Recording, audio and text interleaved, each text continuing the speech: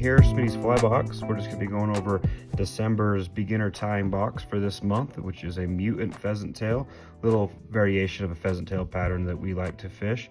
If you've ever seen a Christmas tree nymph, it's similar to that. It's just we're just going to be tying this one on a scud hook, and the hook we're using is an Orientsun 7252, one of these continuous bend hooks, also a barbless hook. Really good sticky hook. We like to fish this fly a lot in the wintertime, especially as an attractor. So I just started my thread behind the bead, and I'm going to wrap back to my tie-in point, which is just above where the barb of the hook would be. I'm going to come back just a little bit right here. Okay, so we're just going to work our way down to our tie-in point, and the first thing we're going to be tying in is our tail. Now with this fly, because it's a bigger hook, I like to get a little bigger clump of pheasant tail for this so it's not so sparse, make it look like a real nymph there. So we're going to kind of beef it up a little bit. I'm just going to take the tips of this pheasant tail, and I'm going to just come in here and wrap it down on top of the hook shank. So I'm going to pinch that material, the pheasant tail, right against the hook, bring my thread up and over with kind of a loose wrap as I come down on that back side, tighten it up. 1, 2, and now I can pull it to my length that I want. I like my nymph tails to be short, somewhere around a half of the length of the hook or even a quarter length of the hook, just depends on the nymph I'm tying. But on this one, I like to keep it fairly short, kind of bushy, so just gives it a good profile.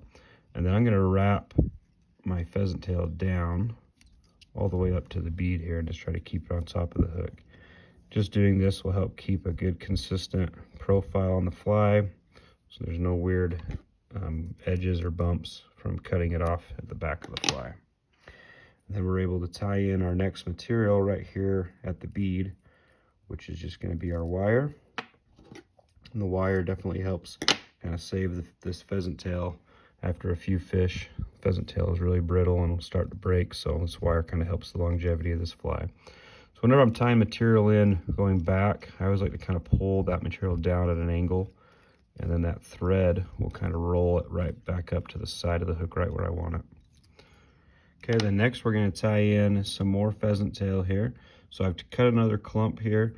Again, I liked it to be relatively thick. I don't want it to be any thicker than the bead width is. If I were to hold this clump together, I don't want it to be wider than the bead, so we're right about there where I want to be. I'm going to tie this in by the tips here. So these are the tips. I just cut them off, so it's just a blunt edge that I can just grab and not worry about the tips breaking on me or anything. I'm going to tie those in, and I'm going to kind of let them roll around the top of the hook. So you just kind of gather those up and let them roll with your thread, and then tighten it down. You can get them just to kind of lay flat right on top of the hook shank. And then I'm just going to pick them up and look. So I got a little thread right there, so I'm going to wrap back just a little bit further just to make sure that that entire thread is covered up. So what we're going to do is we're going to fold this up and over, kind of acting as that abdomen and wing case here. But I'm going to roll that along the hook and kind of flatten it out and create a thicker profile on this fly. So next we're just going to add our dubbing now, and I go relatively sparse on the dubbing, just enough to cover up my thread wraps. And again, this is Arizona diamond dub in chartreuse. I'm going to roll this on as tight as I can to my thread. I really like the contrast this gives of that dark top, light bottom. It just makes a really good looking fly when this is all said and done. So I'm just going to start wrapping this now. And again, on just a thin profile, just wrapping this forward up to where my thorax will start. And then I'm going to bring this pheasant tail forward. And again, I just kind of wiggle that back and forth, allow those pheasant tail fibers to kind of get away from each other a little bit and create a nice flat back of the abdomen there. I'm going to scoop my thread up just a titch here. Right about there. So you want to tie that down right about the halfway point of the hook. I'm actually going to cut that out right there. So now I'm going to wrap my wire here. I'm just going to bring that around and just evenly space this along this pheasant tail. Again, this will help the longevity of this fly with that pheasant tail being wrapped with some wire there. So pheasant tail is pretty brittle. Doesn't last a super long time. Come in with your old pair of scissors, cut that out. Okay, now you just want to be careful here that we don't add up too much bulk here and build up a big fat thorax. We just want to kind of keep that nice clean profile here. So your thread wraps really start to count when you're working in these tighter areas. So the less thread wraps you can get away with, the better. So I'm going to tie this flash down. 1, 2, 3 wraps. So next we're going to tie in our wing case, which is just going to be pheasant tail again. And I've just cut another section of pheasant tail off of my actual pheasant tail, and I'm going to tie it in by the tips. Again, I've cut the tip sections off.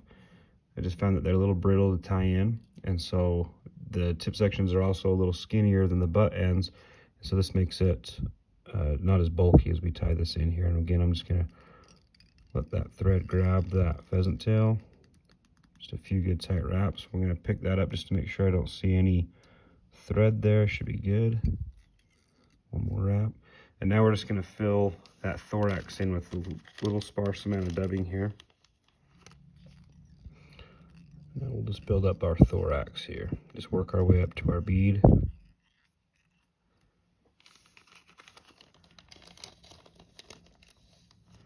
Just add a little bit more so I don't have a dead spot behind the bead there when I tie down my legs and wing case. Reposition that bead. There we go. Okay, so there's our thorax. And then from here, we're just going to pull this pheasant tail forward. And again, I just like to kind of move that along the top of the bead. It kind of helps roll those pheasant tails out nice and flat. Gives us a good wing case profile. Tie that down. I'm going to bring my flash forward right over the top of that. Tie that down. Give it one more good tight turn there, and we'll continue to secure that as we tie our legs in. I'm going to cut that as close as I can to the bead. Then we're going to take a clump of pheasant tail here, and now this time we're going to take the tips here and tie those in so they extend about almost the entire length of the hook here. When we tie them in, it'll kind of fan them out. 1, 2 good tight wraps. So those legs are extended back, and then we'll repeat that step on the opposite side of the hook. And to avoid your thread pushing those leather legs down, I do a loose wrap, and then as I come underneath and up, I tighten it. That just helps that far side pheasant tail legs not to get pushed underneath the bottom of the fly.